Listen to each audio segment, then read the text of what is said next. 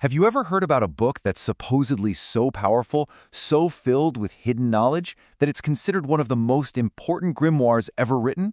Well, today we're prying open the secrets of the Shemsul Maarif, which translates to the Sun of Knowledge. It's this incredible medieval Arabic text that claims to decode the very fabric of the universe. But is it just, a book of spells? Not even close. The Shemsul Maarif is way more ambitious than that. It lays out this complete, super intricate system for understanding the hidden forces that connect everything, from the stars way up in the sky to the very letters on a page. It's a system that really blurs the line between science, magic, and faith. So let's dive in and see how it all works. Just take a look at this. This is a single page from the manuscript. And you're not just looking at words, you are looking at a cosmic diagram. See that grid of numbers right there in the middle? That's a magic square, and it's wrapped in sacred verses, all of it designed to work together like one powerful, mystical engine. This is where spirituality, science, and magic really do become one and the same thing. All right, so here's our game plan for this explainer. First, we're going to figure out what this book actually is. Then, we'll map out its incredible vision of the cosmos. After that, we'll get into decoding what it calls the alphabet of creation. Check out the powerful tools these practitioners used. And finally, we'll wrap up by exploring its amazing legacy. Okay, let's start at the beginning. What exactly is the Sun of Knowledge? To really get a handle on its power, we've got to have a clear idea of what we're dealing with here. So, the Shemsul Maarif was written way back in the 13th century by Ahmad al-Buni, who is this really well-known Sufi mystic and mathematician. And that's the key right there. Al-Buni wasn't seen as some fringe sorcerer. No, he was a respected scholar. His book is basically a detailed manual of esoteric science, a guidebook for understanding and working with the subtle energies of the universe. Now, to get how the book's methods work, you first have to understand its map of reality. For al-Buni, the universe wasn't just a bunch of separate things floating around. It was a single, deeply interconnected web. This is the absolute core principle. Nothing happens in a vacuum. The position of Mars, the phase of the moon, what day of the week it is, all of it radiates a specific kind of energy that affects what happens down here on Earth.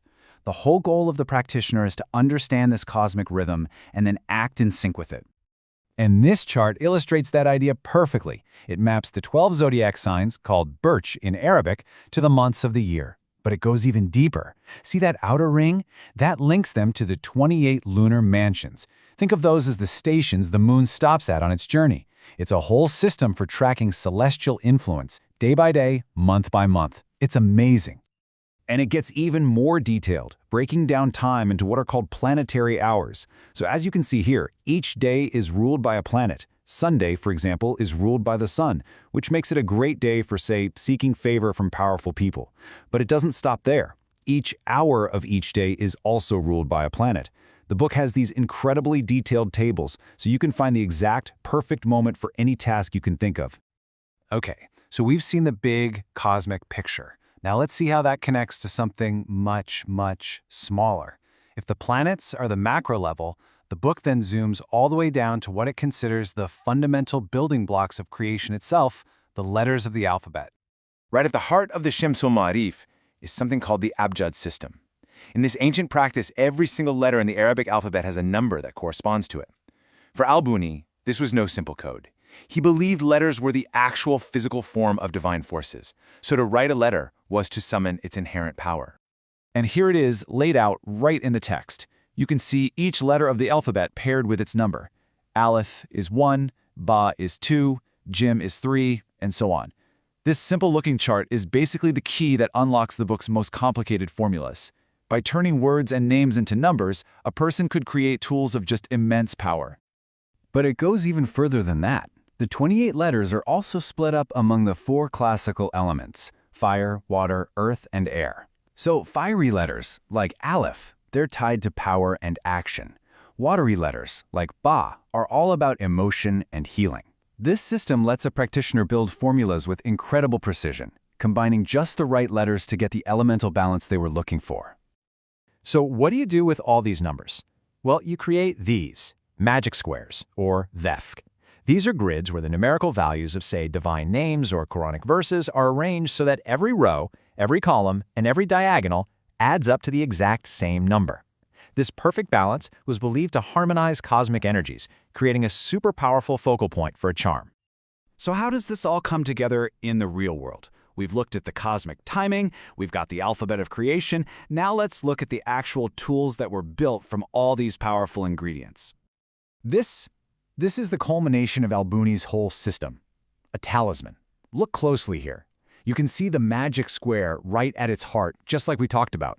It's surrounded by specific verses and divine names, each one picked for its numerical and elemental power. Every single part of this, from the exact time it was made to the materials used, is working together to achieve a single goal. In this case, protection. But beyond all the complicated math and astrology, the book makes one thing crystal clear. The ultimate source of all power comes from the divine names of God. Each of the 99 names represents a different aspect: the merciful, the protector, the all-knowing, and invoking these names is the most direct way to channel that divine energy. And here we've got this beautiful prayer from the book. It's like a tapestry of sacred calligraphy. It's not just a simple request, it's a carefully built invocation, weaving together several divine names to address a very specific need. Even the visual beauty of it is considered part of its spiritual power. It's an act of devotion in its very form. So how does this actually work?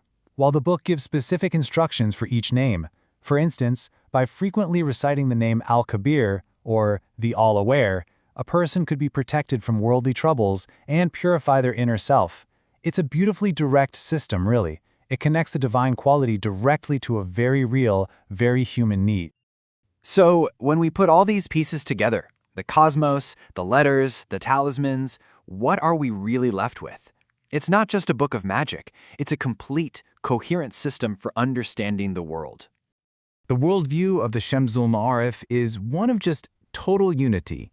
It sees the universe as a single living thing, all connected by this invisible web of correspondences. It argues that this divine order can be understood, and that through knowledge of stars, of numbers, of letters, you can align yourself with the flow of creation. This wasn't just magic as we think of it.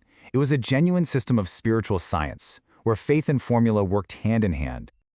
And that really leaves us with a final question, doesn't it? In an age before our modern scientific method, was the Shemsul Maarif an attempted magic, a kind of proto-science, or was it something else entirely, a forgotten worldview where the physical and the spiritual were never considered separate things to begin with? It's a perspective that challenges us to think a little differently about what knowledge really is.